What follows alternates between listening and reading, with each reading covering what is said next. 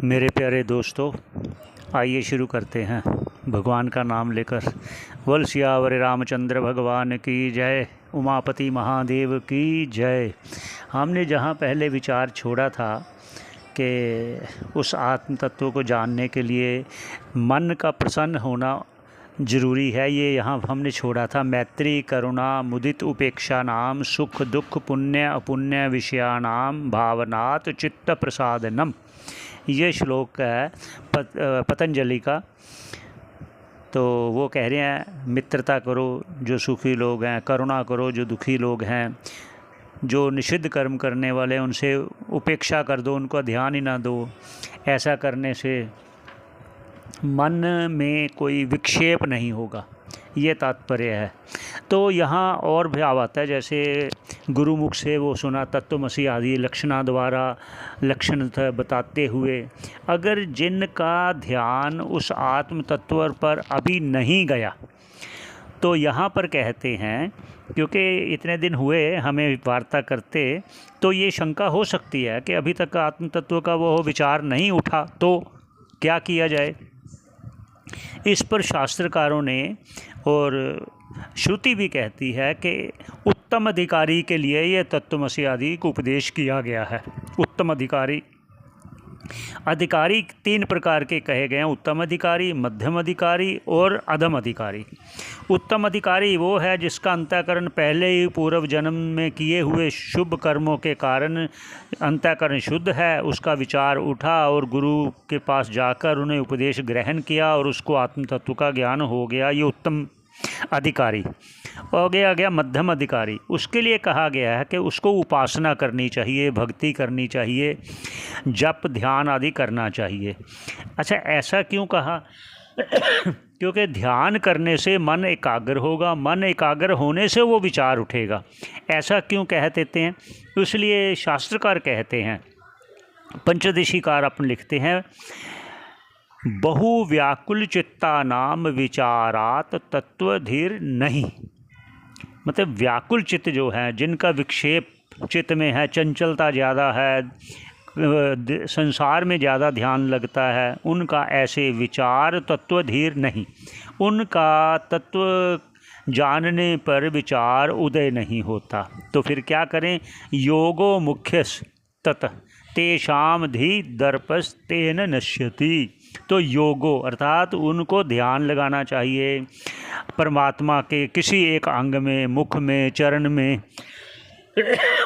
ध्यान लगाना चाहिए, या पूजा करते करते या जप करते करते ऐसा ध्यान लगाना चाहिए, उनका गुणों का चिंतन करना चाहिए। इससे मन एकाग्र होकर वह प्राप्ति का कारण होगा, ज्ञान की योग्यता के लिए। और भी कह रहे हैं यहाँ पर कि ध्यान हम क्यों करना है, ये भी कहते हैं। उस पर कहते हैं अनात्म बुद्धि शैथिल्यम।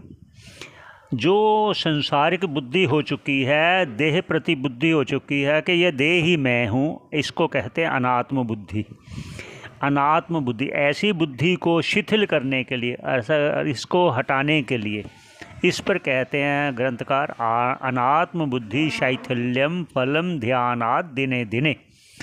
जब आप रोज़ रोज़ एक लक्ष्य बना लोगे कि इतना समय मैंने ध्यान करना ही है, उस ध्यान से आपकी ये अनात्म बुद्धि शिथिल होने लग जाएगी। फिर आगे क्या लिखते हैं? पश्यन्नपि न चिद।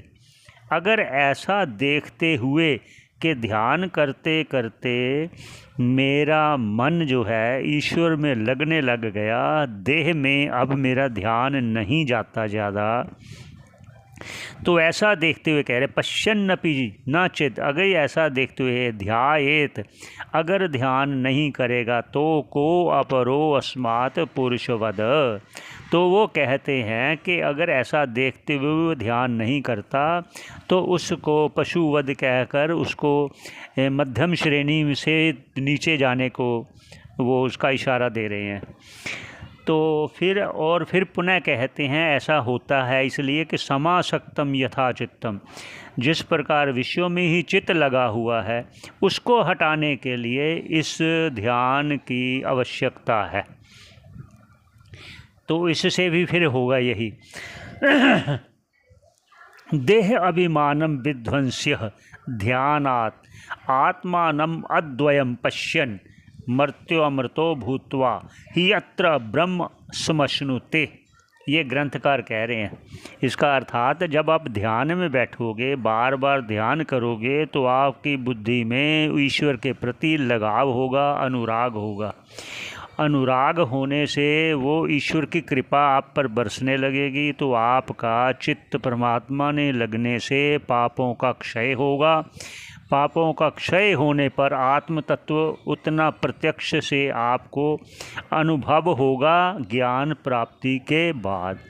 यहाँ क्या कहना है, दे अभिमान विध्वंस्य। दे अभिमान जो कर रहे हो ना कि ये मैं हूँ, ये मैं हूँ, इसको हटाने के लिए ध्यान आवश्यक है।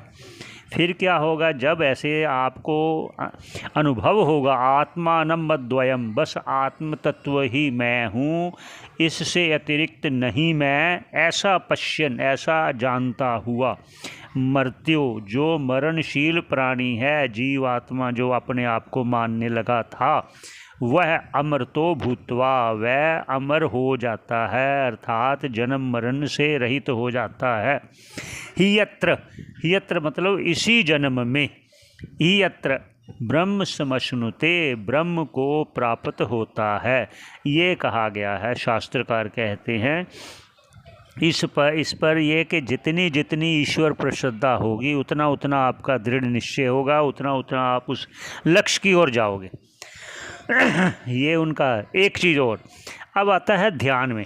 एक तो ध्यान है ईश्वर की ओर लगाना, अगर वो ईश्वर की ओर भी नहीं लगता तो दूसरा और भी विधि बताई गई है शास्त्रों में कि प्राण की उपासना करनी चाहिए। पुराण की उपासना मुख्य रूप से कही गई है।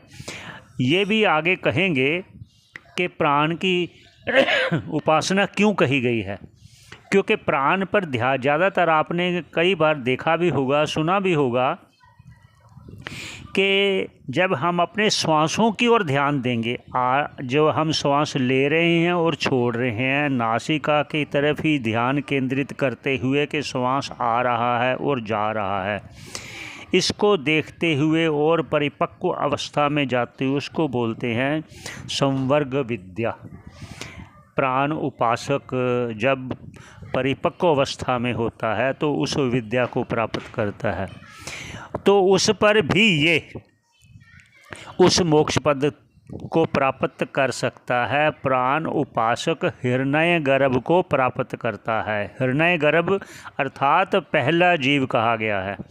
इस पर भी कहते हैं कि मोक्ष को यहाँ अलग अलग भागों में कहा गया है कि जो ज्ञान की प्राप्ति है वो तो इसी देह में मुक्ति को प्राप्त करता है, भाव अनुभव करता है।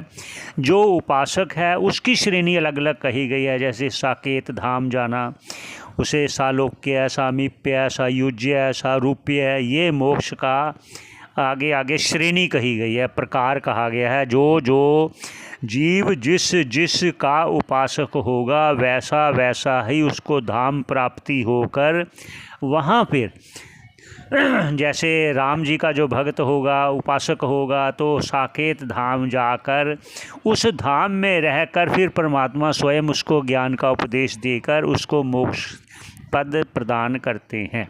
ऐसे ही जो कृष्ण भगवान का करते हैं, जो उसका उपासक है, वो गोलोक धाम जाकर वो करते परमात्मा ही उसको फिर ज्ञान प्रदान करते हैं। ऐसे ही शिवलोक जाकर शिव का भजन करने वाले, ये मुक्ति के प्रकार आगे कहे गए हैं।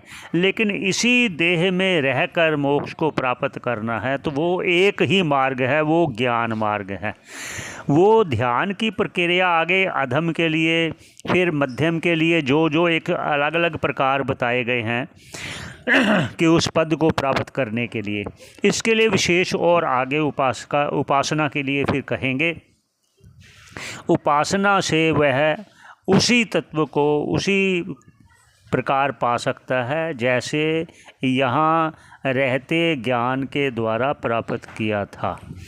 फिर जैसे ब्रह्मलोक में भी कहा गया ना, ब्रह्मलोक में जो ब्रह्मलोक को प्राप्त करते हैं वहाँ फिर ब्रह्मा जी उसको उपदेश देते हैं, तो वो फिर मोक्ष पद को प्राप्त करते हैं। ऐसे अलग अलग श्रेणी कही गई है। ये सिर्फ विस्तार किया है आपको बताने के लिए कि आगे क्या क्या है।